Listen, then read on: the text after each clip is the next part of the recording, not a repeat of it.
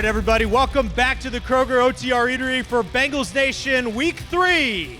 Can I get a hooday? Sponsored by Wendy's and Nehemiah Manufacturing. Not the result we wanted in Week 2, but we got a long season, so let's let him hear it as we bring out our weekly analysts, DJ Reader and Mike Hilton.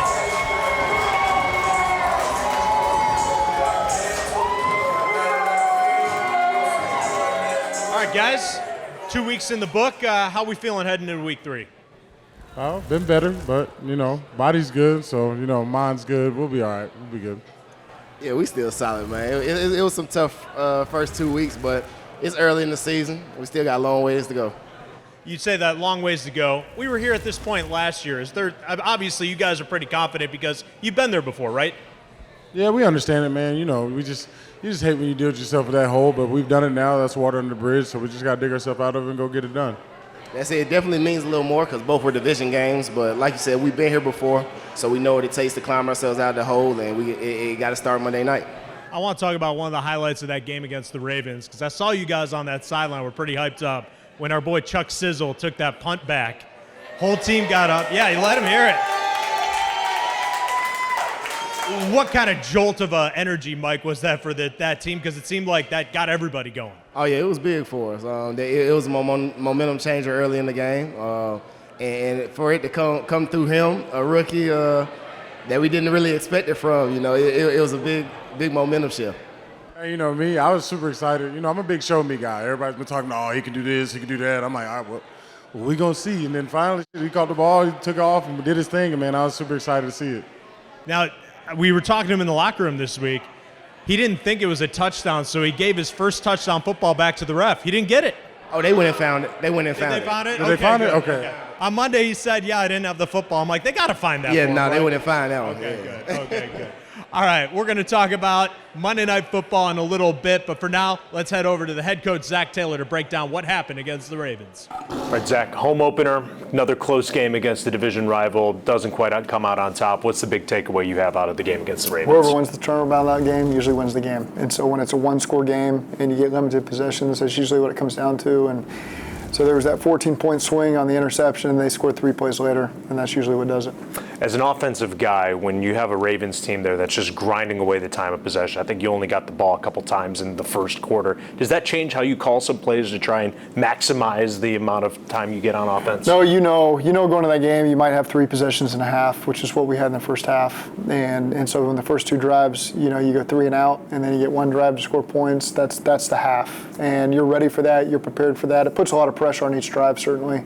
But nothing that catches us by surprise. I thought in the second quarter the offense really, something clicked. Maybe it was a little more tempo, but started putting up yards, putting up good drives together. What was the difference? Did you do anything different, or just things kind of fell into place? We just had 1 drive in the whole quarter, and we got down there and really missed a 4-point play on that third down, where we had a one-on-one opportunity to score a touchdown. So it was good to move the ball and keep the defense off the field and get 3 points out of that drive. And obviously the punt return team picked us up by scoring that touchdown, so that was good to see. You led me right into what I was asked about next. Charlie Jones, the rookie, his second game, he breaks that punt return. Just take me through what you thought on the sideline. It looked like you were pretty fired up when they called it. Well, you could see the penalty. You could see, Akeem Davis-Gaither get pushed in the back, which led to, him hitting another player in the back. So you could see what happened and maybe initially why they threw the flag. I'm glad they got it corrected. But really a couple rookies stepped up big on that play. You look at Andre Yosivas and Jalen Davis. I know he's not a rookie, did a great job starting on the gunner, getting a clean release there for Charlie. Chase Brown, if you watch that play closely, finishes the guy into the sidelines, and then Charlie takes it to the house. So really good job by the punt return unit and good finish there by Charlie. 0-2, obviously not where anybody wants to be. You guys have been here before. We've talked about that.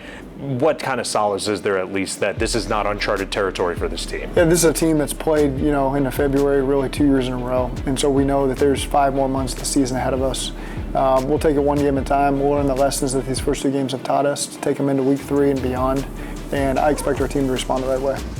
The guys are joined by first-round pick Myles Murphy as they get defensive with the new guy in the defensive line room.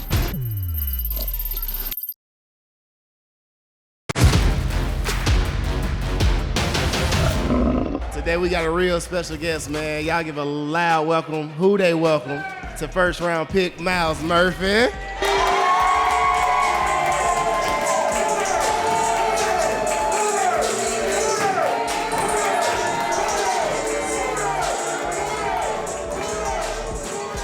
Myles. Welcome to our show, man. Welcome to our show. You're a fellow Tiger like myself, man. Why don't you give the people the insight a little bit about what it's like to be a Clemson Tiger, man? First of all, what it's like to be a Clemson Tiger is very similar to what it's like to be a Cincinnati Bengal, man. Go. Honestly. Like I said, it's, team first. No one really puts themselves first. They really try to bring up their brother right beside them, honestly, and just, try to get as far as they can. Coach Swinney says it all the time. If you want to go fast, go alone. But if you want to go far, go with each other. So that's what we do here. There we go. Yep, sir. Man, Myles, you're going into the third week of your rookie year, man. Has anything just surprised you about the league? Just speed, just anything that kind of stood out to you? The speed, I knew it was going to be a lot faster, which it is a lot faster. The biggest thing was just like the small details and how there's like no room for mistake. You make a little mistake, you lose the edge. It's small stuff is very important at this level. So that's really the biggest thing. Have you hit that point to where you see it a little bit better now? Have practices and games been helping you see it just a little bit better now? How's it going? Yeah, honestly, as the weeks go, it's really just getting more comfortable just building up confidence, honestly. So just building that confidence allows me to move faster, process things faster, and, just play a little bit more confidently, honestly. Man, you in a great D-line room, man, obviously starting with DJ and the rest of those guys up front. So what have you really learned and what have they taught you about just, progressing your game over time? Preparation. Like I said, with the small details, talking with Trey and Sam and, DJ, just what it takes to go into preparation. I was, sitting down talking with just Trey, what he looks like when he game plans going against a different tackle, and just small things like that, and just slowly building onto my game, adding on to my game. So really just learning, being a student right now. Okay, so we talked about ball a little bit. What does Myles Murphy do off the field? What does Myles Murphy do off the field for fun? What's one of your top things to do for fun? What are you doing?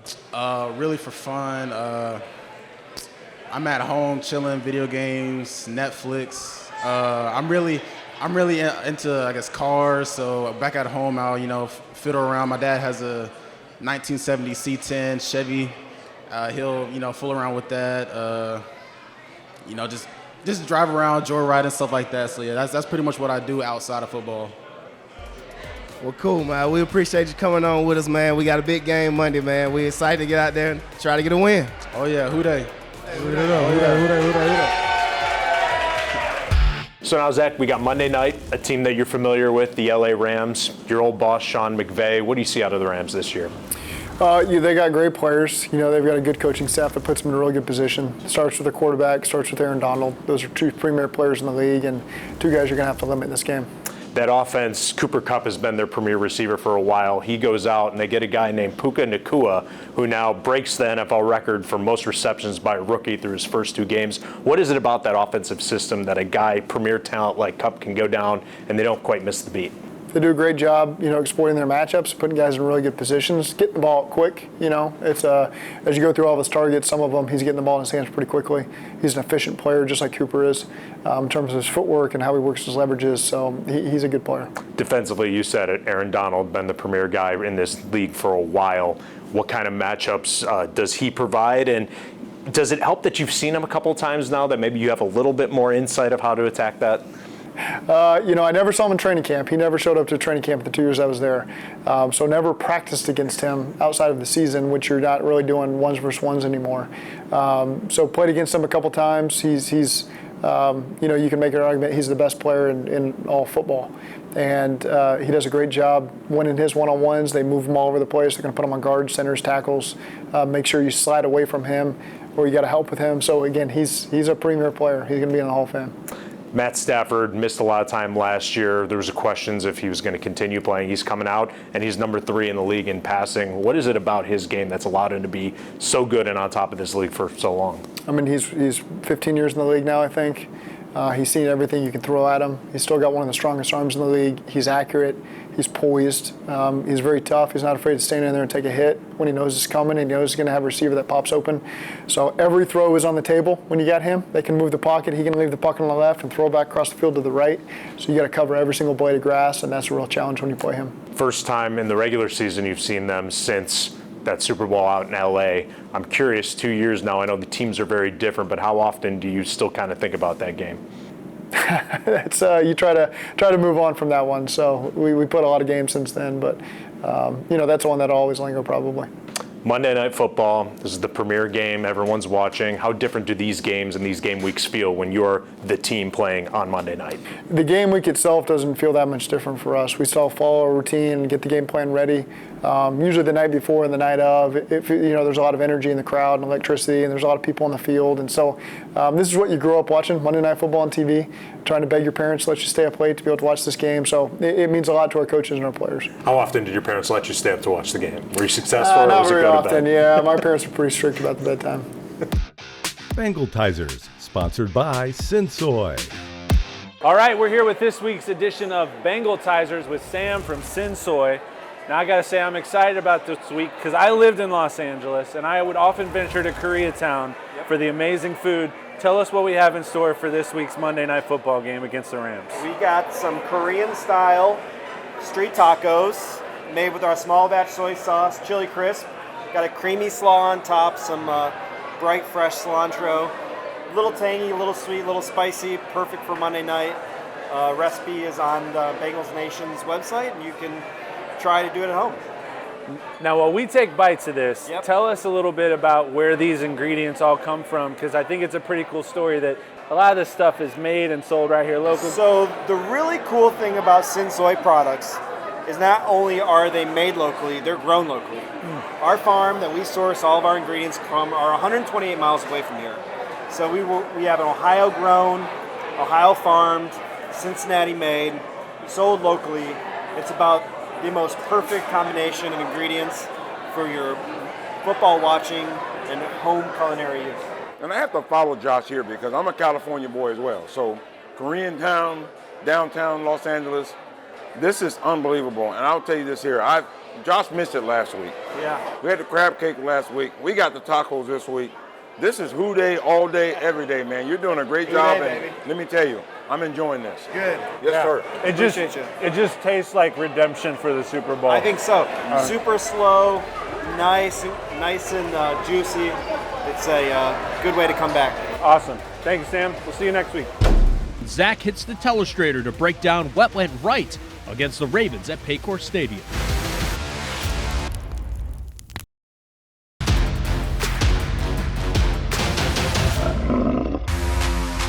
Coach Taylor's Breakdown, sponsored by Wendy's. The first one here is a third down, 3rd and 4. I'm trying to get to a couple different cadence things and get into a play that's a pre-designed play here. So it's pretty good. It's versus this, essentially they're playing what we call tan coverage with a pressure. And so they're playing 3/2. And so TB is going to come in and break in, and T. Higgins is going to try to come in here and grab these defenders inside. So Joe does a great job feeling it out. TB does a great job breaking across, facing the safety, and getting a big 3rd down conversion for us. The next one down here is going to be another 3rd down play we have. So you got one play on, and we checked it for zone coverage. And so you're just going to see Irv here run a mandatory outside release go route. Jamar's going to run a 4-step speed out. And again, this is a big 3rd and 3 here. So great job getting Irv on the line of scrimmage, clearing it out. Great job by Jamar breaking out. Good location by Burrow to be able to get that completion there for a big play on 3rd down and continue that drive into a scoring drive there. So that was good stuff by all those guys involved there. And then this is the touchdown on 3rd down here. So you're going to see T and TB. They're going to switch release this here. And as soon as we felt like T could gain leverage, he's going to break out on a little bit smaller body. Joe does a great job putting it up to where only he can go get it. And it was tough reaction there for Darius Washington. And good touchdown there by T. So that was good. That got us in the touchdown column. We needed to do that. It was a great start to the second half. And so felt good about getting ourselves back in the game there. So good throw and catch and good protection there. And then the last one here is just going to be a run. So it's at the end of the game, trying to give our guys a little bit of a breather. And it was 27-17, so we need to score on this drive. They try to zero us. You're going to see a saw zero here. Safety creeping open to cover Jamar. coverage. They got 4 across here in the back end, and they're going to zero blitz us here with the 7-man pressure. And so great job by the lineman covering up the 5 interior guys, and Mixon just running his feet here for the last really 7 yards. You can see here from the end zone. Good job of those big guys. Ted pushing the pile, Kappa, Cordell, all pushing the pile there. Letting us get into the lower red zone before we go score. That was good stuff. Now here's the punt return. So it's going to start right here with Jalen Davis and Andre Yoshivas down here at the bottom on the gunner. So Jalen does a great job not letting him get off the line of scrimmage. You're going to see Andre making sure he stays in phase with them, and he can't go make a shot there at Charlie. Runs him by. Great job by DJ Turner up top as well, defending the other gunner. And so really good stuff. And you can see here, Charlie does a great job just winning the speed on the punter and going and scoring. And so really good punt return there by the entirety of the unit. And what you're going to see here is you're going to see what they initially thought was a penalty here where Akeem Davis-Gaither is going to get pushed in the back. And so as he gets pushed in the back, he runs into the one of the defenders there. And so you can see why they threw that flag, and then they were able to discuss it and pick it up. So good communication by the officials there that led to the punt return. It's good stuff. Okay, then you look at the defense. Here you guys see a 3rd down play. So we're playing man coverage across the board. You know, all these guys are in man coverage. Nick Scott's the post side safety. He's going to mirror the back, and we're going to get a 5-man rush with Logan Wilson, our 4 interior linemen. And so again, just trying to keep Lamar in the pocket there. And you can see Mike's trying to just read the quarterback and make a play. And you look at all 4 of these DBs here covering. You're going to see Cheeto up top doing a great job mirroring the receiver and not giving him an ounce of room to work with. You're going to see an awesome job by Dax Hill here on Mark Andrews. Making sure we knock that ball away. And so really all of our DBs, tight man coverage, great job trying to collapse the pocket and make a key 3rd down, 3rd and 3 play that got us off the field. And then another 3rd down play, they've been trying to run these toss sweeps out of this alignment here in 12 personnel. And so we get to a great check. You see a great job here, firing our gun here by the corner. And Mike Hilton trying to run through. And then if you watch DJ Reader, he's the backside defensive tackle, playing level on the line of scrimmage and then really making an open field tackle on the back at the yard, at the line of scrimmage there to get a big stop on 3rd down. So that was critical. And then you look at these last plays here.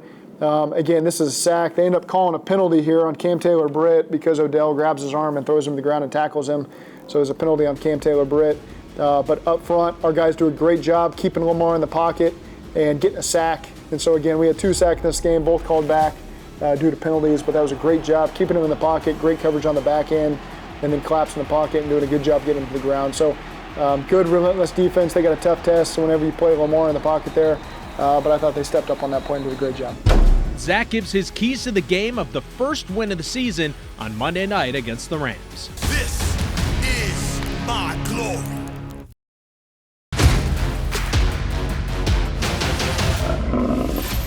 Game day matchup sponsored by Gold Star.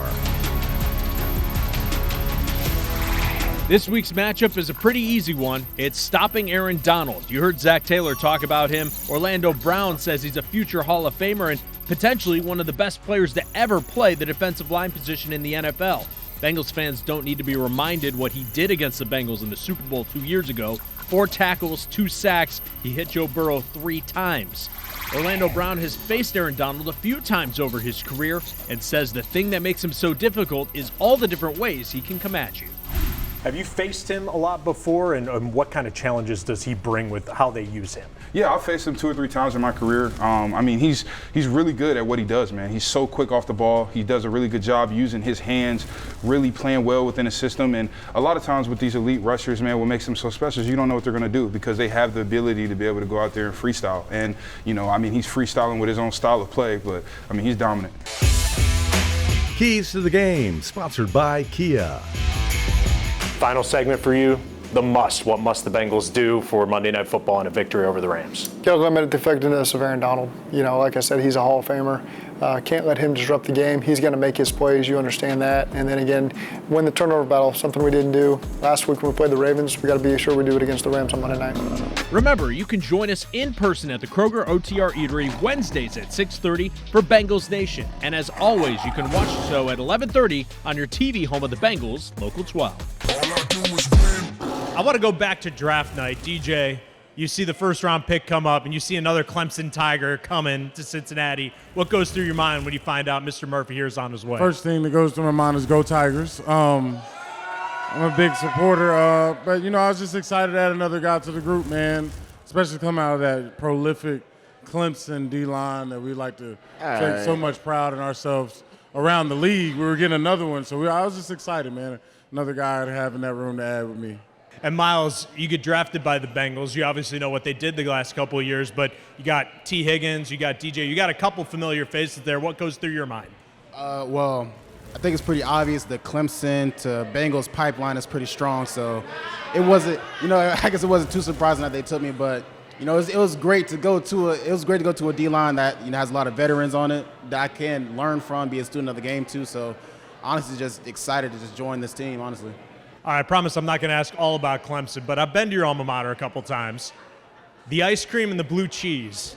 Do you guys partake in that? Yes, the ice cream. I'm not a big blue cheese guy, but I love the ice cream. The homemade ice cream, you can't really beat. Man. Explain like it to the people who don't realize, because I know, like, when I first saw it, I was like, what do you mean they make their own ice cream? We're a big agriculture school at Clemson University, and so we have a dairy farm in which we have our own cows, and they milk the cows daily, make their own ice cream. It's a big thing on campus. You can come through there, get you some good ice cream when you pull up on campus for sure. So y'all got fresh ice cream on y'all campus? Every day. Oh, that's crazy. It's fire. It's definitely, what's the little card points you get? That's all I use mine on, ice cream. I wasn't a big calf guy on ice cream. All right, Monday Night Football this week.